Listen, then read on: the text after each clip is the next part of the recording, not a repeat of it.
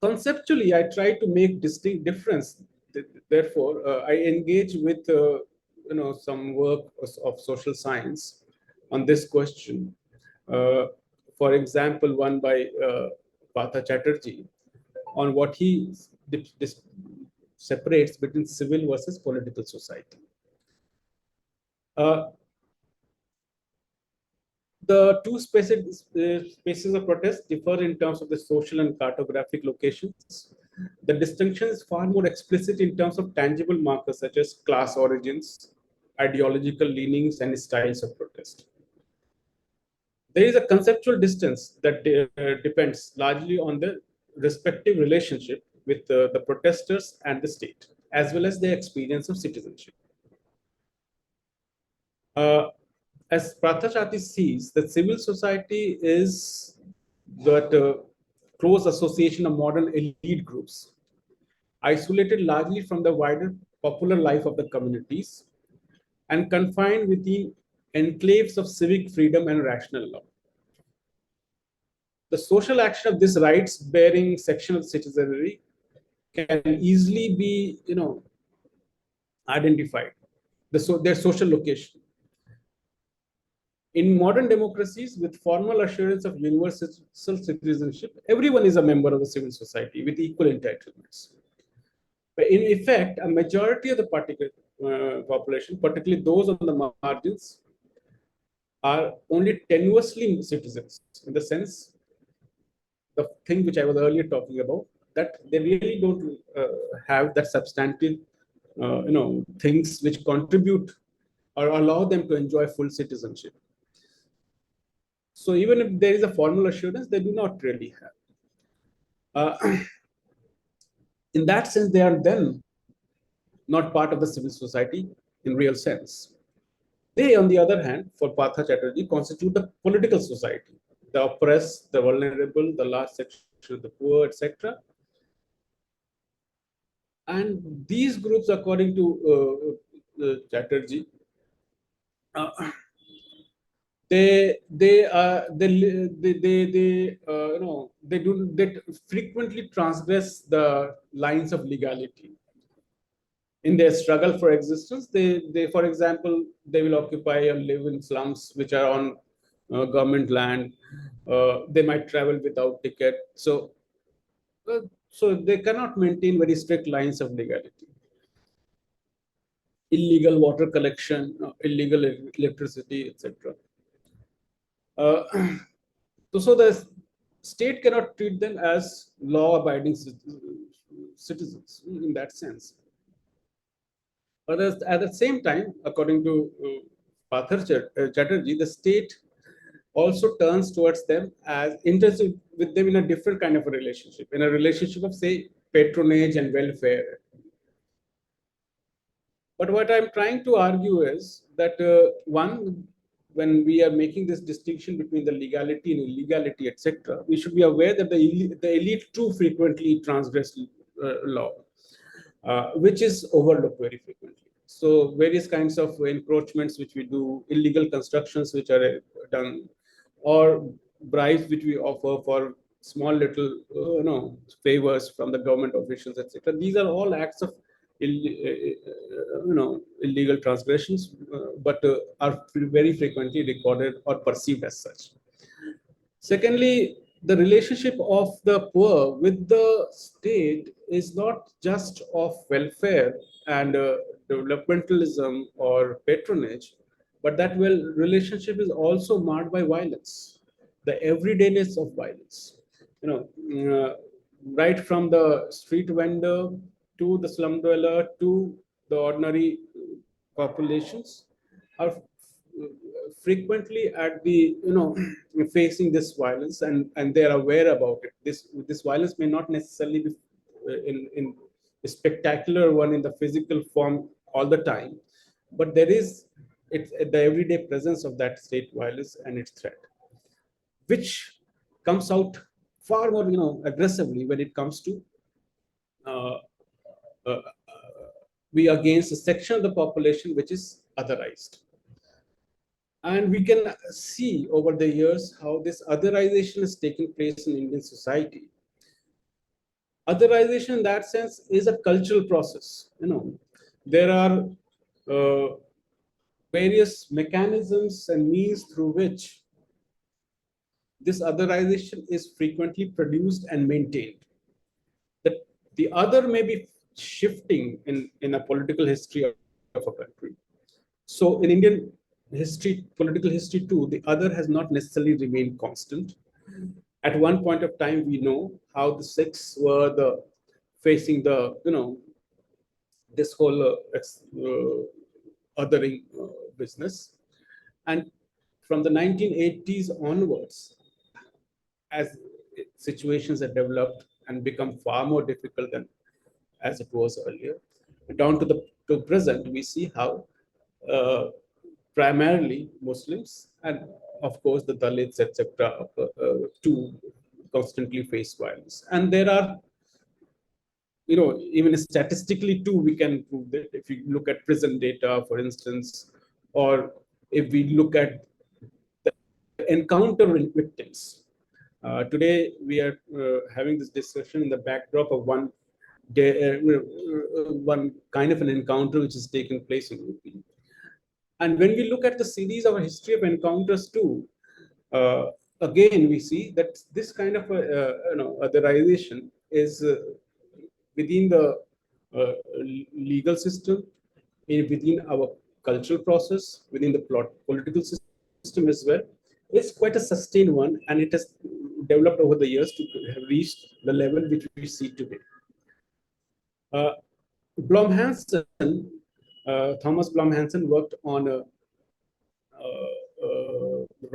violence in Mumbai, and he argues that there is a constitutive split in the imagination of the state amongst the poor. Uh, and he particularly worked on the Mumbai riots, and where he saw that amongst the Muslim respondents of his, the respondents saw the state and state functionaries in two terms. One, there was a sublime dimension of the state, and there was a profane dimension of the state. The profane was the experience of brutality, violence, incarceration, etc., and which was more routine every day. The ordinary Muslim, who's generally in North India, if we leave aside some pockets of affluence in India, but in the rest of it, the ordinary Muslim is largely one who is constitute amongst the poorest. So his experience with the state functionaries is one of not of equal citizen, but it is one of very differentiated kind of citizen, one who is recipient of actually violence of various different kinds. So that is more routine, whereas the sublime one is when big scale violence takes place, as the Mumbai riots. The state has to now, where the partisanship of the state functionaries was very open, but now the state has to restore its legitimacy, restore its neutrality, etc., or at least the appearance of neutrality. When it institutes commissions of inquiry, when it seems to be acting against everyone, etc., those who are the perpetrators. So these are the sublime dimension, but the sublime dimension, according to Blom Hansen, is very short-lived, whereas the profane one is the routine one, which is the everyday experience. I'll just conclude. So for the liberal middle class public out in protest and designated side, the modern constitutional state is actually a democratic entity, one which is constituted by the citizenry, bound by constitutional morality, and hence would be responsive towards public.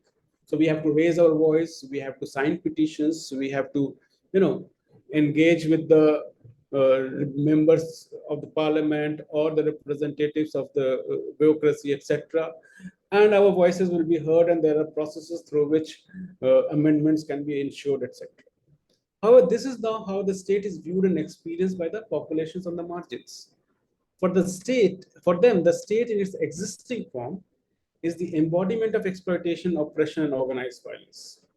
The root of the politicization is mediated by this everyday experience of the state through its various agencies, be it the local thana, even public hospital, or any office of civil administration. I'm therefore have come to argue that what we can argue is that there is a sort of a constricted citizenship, which the vulnerable sections of the population in India, and particularly the Muslims in today's times, the Dalits for ages maybe, or the tribals, have come to face. Their citizenship experience is that of a constricted kind. It is not necessarily a full citizenship, which is equal to as others, or as it promised by the constitution. Uh, there is a political space as well, as Muslim ghettos, etc., as frequently designated as mini Pakistans and things like those. And you know, uh, this constricted citizenship is actually the product of authorization.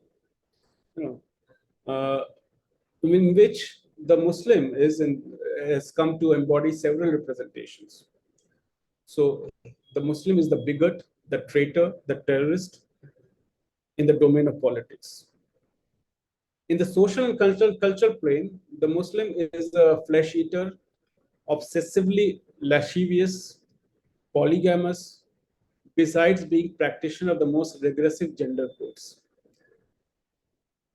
In the economic domain, the economic identity of the Muslim is, in much of North India, is that of a pancharwala, auto mechanic, a tailor, a vegetable, fruit vendor. You know. And in the nationalist imagination, the Muslim serves as the constitutive other, crucial for the institution of the self. So nationhood now today is then claimed more from denial and denunciation of equity, of recognition of existence itself. Rather, it is through this process of otherization, us versus the other. And that is how we can see the various different exercises of the state in the present times, or even the pronouncements of the apex court. However, at the same time, I would say that the anti-CA protest is also shows that there is a new Muslim which has emerged. And this new Muslim comprises sections of the a new middle class, which is not as strong as you may say compared to other communities, but nevertheless it is a middle class which is grown over a period of time, and in which new sections have arrived amongst Muslims themselves. So those who were largely uh, belonging to, say, occupational caste, etc., have now managed to enter the middle class. There is no longer the old kind of idea of politics which Muslims are associating with. The newly emerging class is no longer dependent on the largest of the state, unlike the old elite. The feudal ideas of morality and honor have been replaced by dignity and self-respect. And that is why I would argue that the whole question of veil or hijab is no longer a question about custom, or or idea about modesty, uh, or Islamic modesty, with which it was associated earlier. Today, it has become more as a sort of an assertion of identity, and which has a completely different political content than how it could be seen as earlier. And that is how we saw in Karnataka case too, how the Muslim women were so assertive in coming out in the public domain, arguing it out in favor of the hijab, uh, etc. Hijab is just one example. So the emergence of this new political consciousness, although is not confined to Muslims alone, the new Dalit consciousness, for instance, is not confined to playing politics by old rules of the game. Reservation and representation do not limit the ambit of their political goals and aspirations. The emphasis on equality, autonomy, self-respect, central. The arrival of the new Muslim has led to new claims of citizenship. The shift from formal assurances of entitlements to the tangible and concrete realization is very much evident to any observer's eye today. So the Muslim middle class, owing to its new different kind of a cultural constitution, is also not dependent on the cultural interlocutors of the past, or for example, the clergy. It is more confident about its identity and its assertion. And therefore, I can understand, despite all this process of, what you can otherization, constituted citizenship, etc., the politics of, of Muslim too has changed fundamentally. It is more democratized. It is far more, and in terms of the content of politics too, it has shifted necessarily from the old cultural questions to more substantive questions of today. I'll stop here. Just with a Wonderful. concluding line. Yeah. New Muslim public looks towards civil society as an ally and a comrade in arms, and not as the saviors. That's all. Wonderful, Tanveer. That was simply brilliant. And I hope that, because what you did was that not only did you take us through what was happening during the citizenship issue, but as to what impact did it have on the Muslim consciousness, the Muslim identity, and this really wonderful conclusion that you have on the Muslim middle class and what it means today.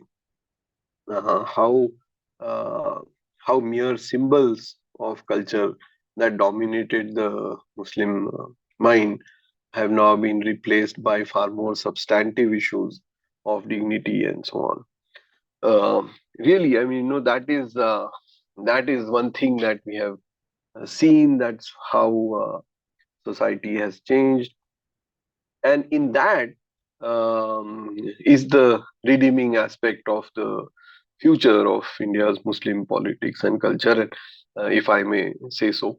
And therefore, I think that the point that you make is such an important point, and it explains a lot of these vexatious issues of the hijab. When people question this issue as to why is the Muslim population protesting this whole archaic, barbaric hijab issue. What it fails to understand that it is not protecting ancient tradition and sticking to some uh, old ideas, but it is actually projecting and protecting its identity and dignity. And the conclusion that you made almost as an afterthought and a postscript, that the civil society is really now a compatriot, a colleague, and a comrade rather than a savior. So yeah, wonderful. And that was so that um, you know I'm very thankful to Tanveer for having uh,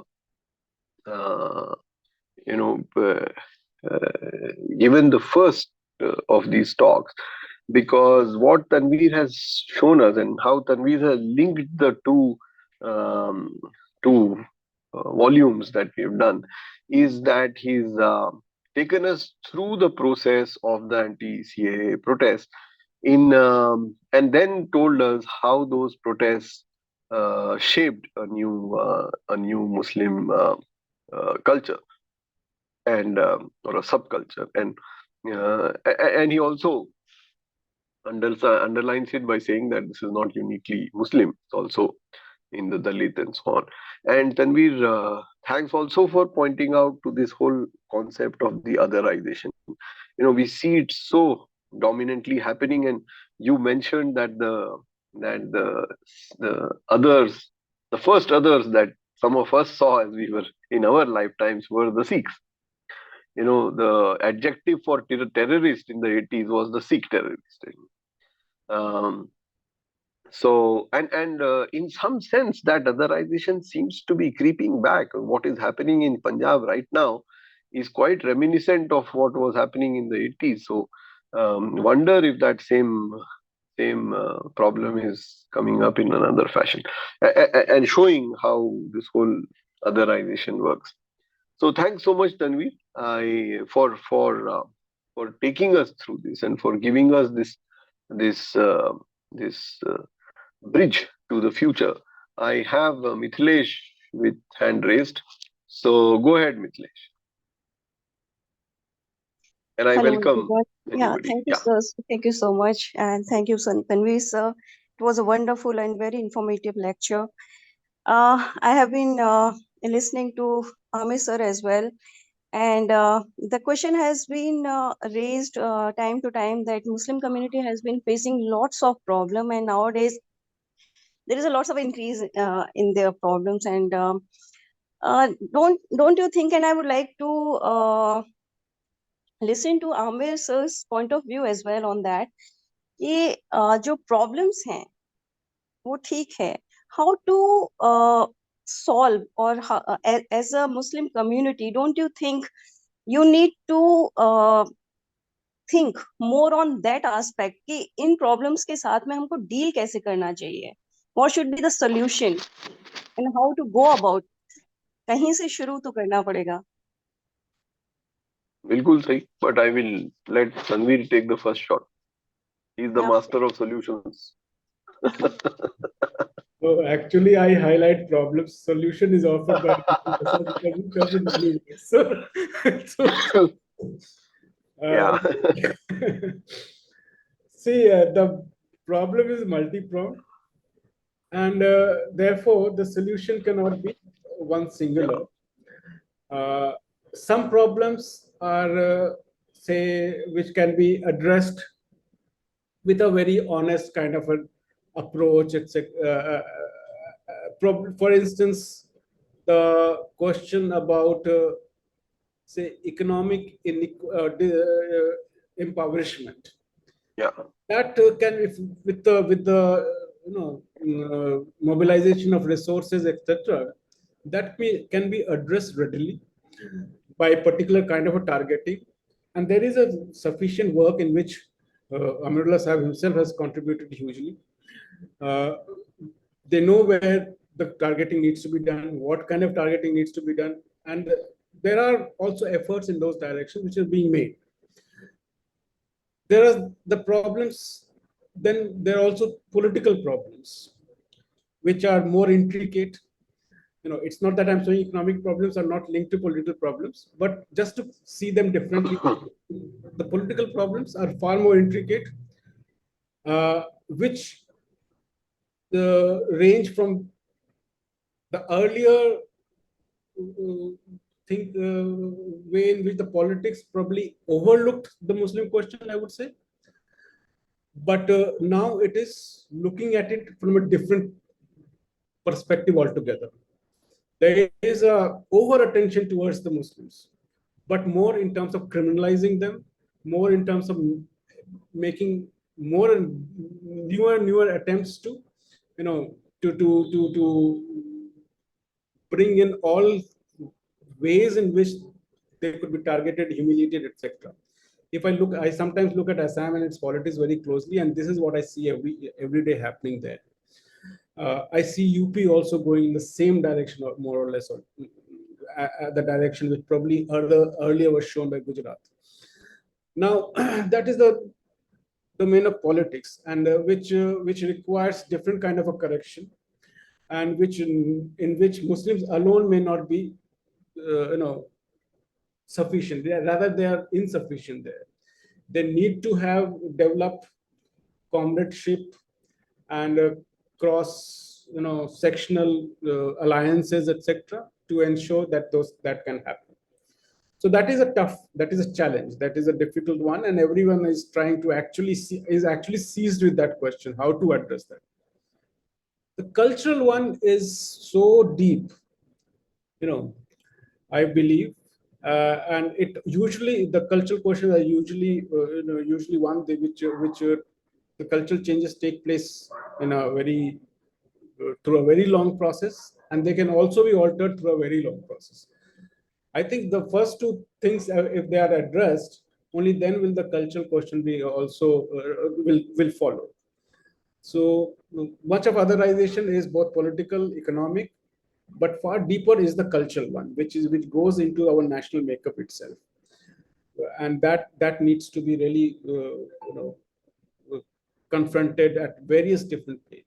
So that is how I see it. But I think there are efforts being made. There are some places at a smaller level that are successful as well.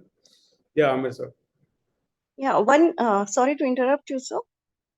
Don't you think that Muslim community is being played by the government, present government, कि वो कुछ भी करते हैं तो बहुत सारा agitation होता है, प्रोटेस्ट होता है, and it goes in their favor. It doesn't go in your favor. That is why I said it is a intricate thing, very, very complex. And, so Muslim alone, even in the Sachar committee identified Muslim problems, but offered solutions which were not simply Muslim. It argued that there need to be made changes, address all other marginal sections of the population too, in which Muslims come, where Muslims also constitute a major chunk of it. So that is how we have to, the more we make exclusive kind of politics or exclusive kind of problem as simply a Muslim problem, that may make those who are opposed to this whole thing, they work far more easily and easy to target Muslim people. So yeah. Yeah. Thanks, Tanweer, for answering that so comprehensively, and Mithilesh for asking that question. That is the big elephant in the room, and this exercise is actually part of the same. You can offer solutions, and you should offer solutions only after you understand the problem. Otherwise, if you offer quick solutions, then you are creating new problems, or you're not solving the problem because you haven't understood. So that's the first step, and that is what we are doing. And if you listen to, and you did listen to Tanweer, and you find that some of the aspects of that problem are aspects that we've never understood. And therefore, if we were trying to solve without understanding them, we would have landed up in further trouble. So that's one part of the story. The second is, and a rather more philosophical issue that I would like to place before you is, in any situation where there is the oppressed and the oppressed, or the criminal and the victim, where does the solution lie? If you load the victim with the responsibility of the solution, then you are actually doubling the problem.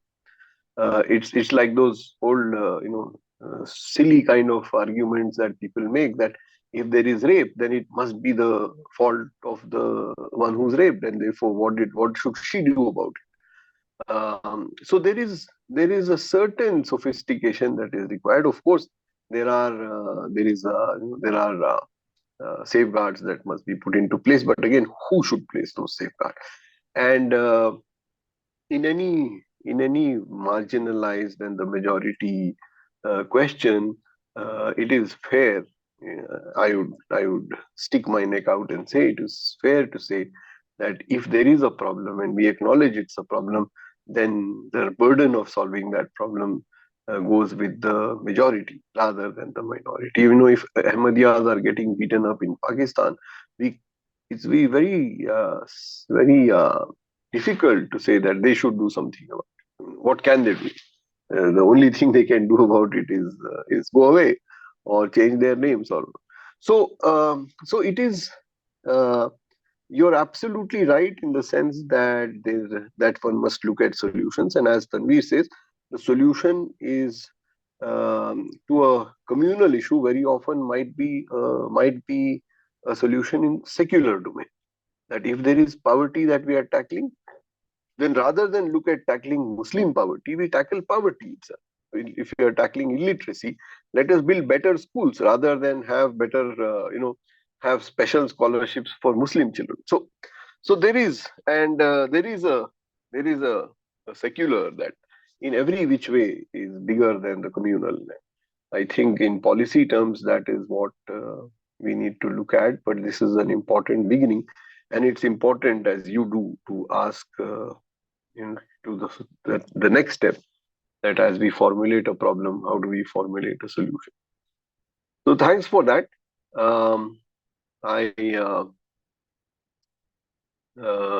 Do I have any comment from Zia? Zia, thanks for being there. Zia is one of our finest sociologists who's been working on this issue for some time. So is Dr. Mistry, who's taken a very close look at the issues that Muslims face today. And we will have some discussion from her either now or later. But Tanweer, I will, given that I don't have hands raised, I will now hand it over to Dr. Haider Khan for his, presidential comments before we call it a day for today and meet for the next series of discussions. So, Haider bhai. Yeah, well, all I would say is, thank you so much, Dr. Tanweer Fazal, for this excellent, discussion. And, I've learned a lot from it, I should say. I'm not a social scientist, so I'm in awe of the discussion and the depth, of the analysis that is presented here. I think it's an opportunity for everybody to learn from this. And the point that you brought out, Amir, that the responsibility for the solution lies not on the victim, but on the majority around them. So I think it's everybody's responsibility, and the otherization that is going on is a deep problem, and that should be addressed. And I would say, we will continue to, learn more and see, what we can do. And from US India Policy Institute, our focus is to try to identify the issues and try to find the solutions. And of course, the solutions will come from, the intellectuals and also people, who are down in the trenches, doing the work in India. So we are with you, and we are thinking about India and India's future and India's place in the world, and the very idea of India, that we all grew up with. So I would say, we'll just continue to be partners in this great work. Thank you. Thank you so much. Thank you so much, Dr. Haider Khan. Thanks so much, everybody. We have we had a 70-minute slot. We've taken 10-12 minutes more from you. So thanks for your indulgence. We will come back to you very soon with the next set of presentations. Anjana, we are hoping to slot that in May, right? The 4 Saturdays of May. Yes. When we do the online discussions, and then we have our in-person discussion on all the topics that we have discussed. Meanwhile, please do let us know your comments and your suggestions. Mithilesh, I can't tell you how happy I am that you joined today and that you put forward this very important thing that we have to look at. Yeah. It's so important to look at that and ensure that we take that extra step in ensuring that we, as you very rightly said, don't just wait and stop as things go by. We actually work towards providing solutions. So we will continue that endeavor of ours.